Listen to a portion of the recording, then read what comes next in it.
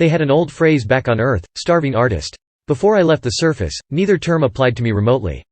Now, I sit here at the ship's bridge under flashlight, stewing in the knowledge that I'll starve to death before week's end.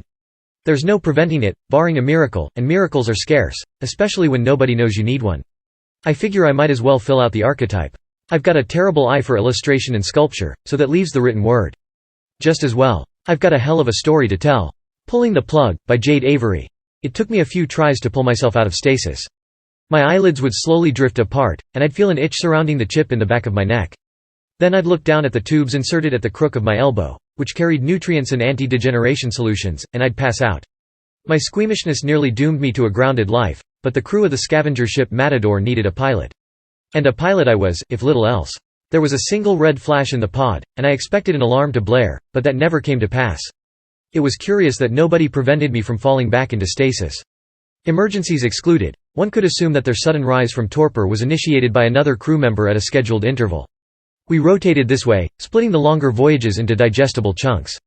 But the date-time interface in the wall of the pod showed that I was coming to my wits nearly 3 weeks past due. So where was Callahan, the man meant to take my place? My joints were stiff, my muscles struggling against an unseen force. To remove my oxygen mask and IVs on my own turned out to be the devil. I didn't watch the needles tugging on my skin as I yanked them free, but my imagination did the trick. It was a good thing I'd planned ahead for such a moment. I sank down to the bucket situated beneath me, scooped my long black hair into a bun, and vomited spastically. Then, feeling empty, I emerged from my pod. The Matador was carrying 13 when I argued my way aboard, making me the 14th. We'd lost only Murphy between then and the last transition period. I was first down, so 12 witnessed the initiation of my stasis. The next transition period had apparently come and gone. As such, one in my position would expect to find 8 occupied stasis pods and 3 wakeful watchers. I walked the whole ship. I rounded the ring of pods below deck, peeked into quarters and mess, and at last took the lift to the bridge, all the while counting heads. I got to 2. Including myself. Callahan was sitting cross-legged in a corner of the bridge, thoughtfully circling his thumbs against the smooth brown jacket laid over his lap. He did not offer so much as a glance of acknowledgement. Apart from his thumbs, his body was incredibly still. I'd watched Callahan deftly perform a number of complicated surgeries. He had a similar intensity about him there in his corner. "Doc, why didn't you wake me?"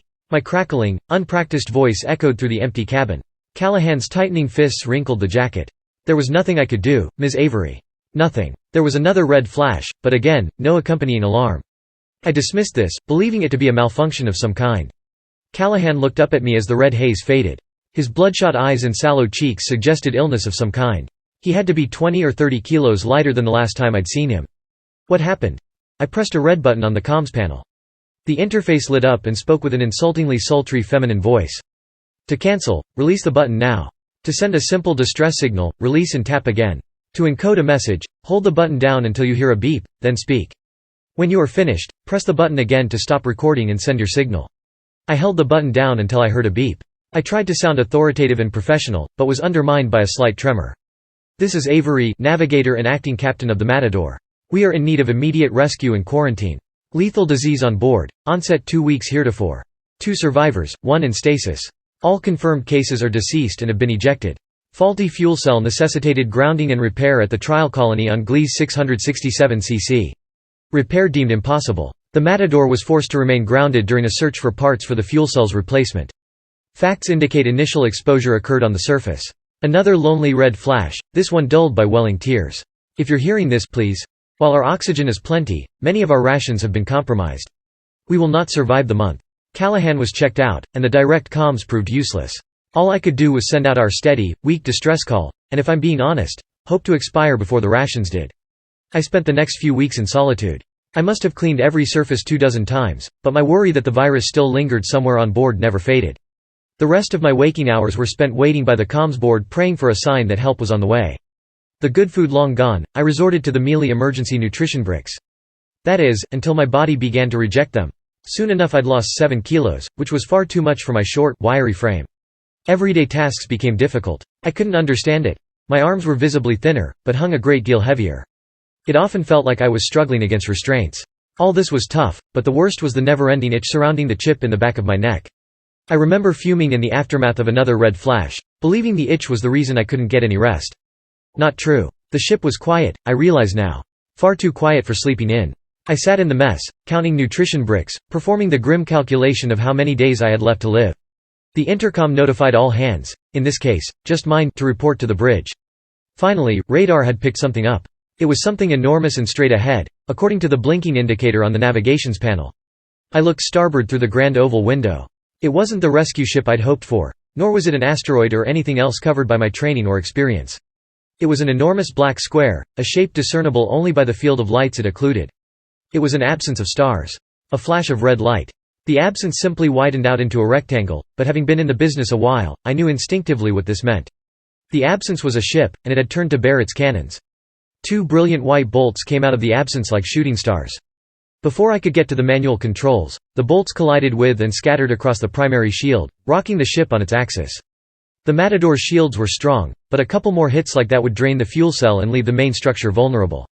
I'd undergone extensive training to remain calm in such situations, but I have to admit, I was a little rattled.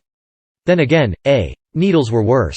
I took the Matador's controls in my hands, said a silent prayer, and charged head-on, weaving through oncoming bolts. The closer I came to the absence, the more dramatic were the movements required of the Matador. A moment came when the bolts arrived too quickly to dodge, and another struck the shield. The lights on the bridge flickered, signaling the rapid draining of the fuel cell. Another hit would be fatal. I pushed the pitch control as far forward as I could, narrowly avoiding a bolt as the Matador cleared the bottom edge of the absence. Now gliding along its underside, I slowed down to scan for weaknesses. I saw none. 4 apertures opened above, making way for long, clawed, steel cables, snaking out of the black like tentacles. Before I could re-accelerate, the Matador was in their grip. We were pulled into a blinding white opening and laid to rest in a sterile hangar. Figures cloaked in red emerged from a sliding door carrying long black rifles. Unsure of what to do, I ran to wake Callahan. But when I opened his pod, he was missing. There was another flash. I turned around, and a red-cloaked figure was upon me. He lifted the butt of his gun and thrust it into my forehead. As I fell unconscious, there was a moment of relief. I'd been so tired for so long. That's when things got strange. I awoke feeling a bit dizzy and weak in my quarters on the Matador. There was a deep red hue to everything, letting me know that the main power was off, and the emergency protocol had kicked in. Indeed, I followed a foul smell to the engine and found that the fuel cell had shattered. The itch at the back of my neck was unbearable. Don't play with your chip. That had been drilled into us since we were young, but I couldn't help it. I went to scratch my neck, but before I could, my fingers collided with something cold and solid. I felt around. It was a cylinder of some kind, maybe the size of my forearm. I plodded over to the mirror and looked at it sideways, but there was nothing there. I couldn't see it, but I could feel it. I yanked the cylinder away from my neck. In the doorway between seconds, I remembered the absence of stars, and suddenly I was no longer aboard the Matador. I was sitting in a cave, small enough that the flame of the lamp at the center of the room danced against every surface. I looked down at my limbs, all but one of which were entwined in slimy red tentacles. My free hand was hovering behind my neck, holding, I looked back, a tentacle dripping crimson. My blood. I looked around the room. 1, 2, 12 men and women in the same position, all of them prune-like from being drained. I fought my way free of the tentacles and crawled over to Callahan, removing the tentacle embedded in his neck, but it was too late. He was cold and blue. Emotions are useful in space travel. Fear keeps you safe, guilt and shame keep you honest, so on. At that moment, they wouldn't help anything. I reached up and double-tapped my chip, and the emotion subsided, and I knew what I needed to do. It was a sort of last resort. I sat back down against the black cave wall, grabbed the squirming tentacle, and set its suction cups back in place. After I had returned to the Matador and double-tapped my chip again, the emotions came rushing back. They were too much to handle, I had to get them out somehow. That's what I'm doing now, on the bridge, under a flashlight. When I'm done, I'll go down to the stasis pods and rest a while. It's quiet here, too quiet for sleeping. All I hear is the soft scratch of pen against parchment. There was another red flash just then, so quick I almost missed it by blinking.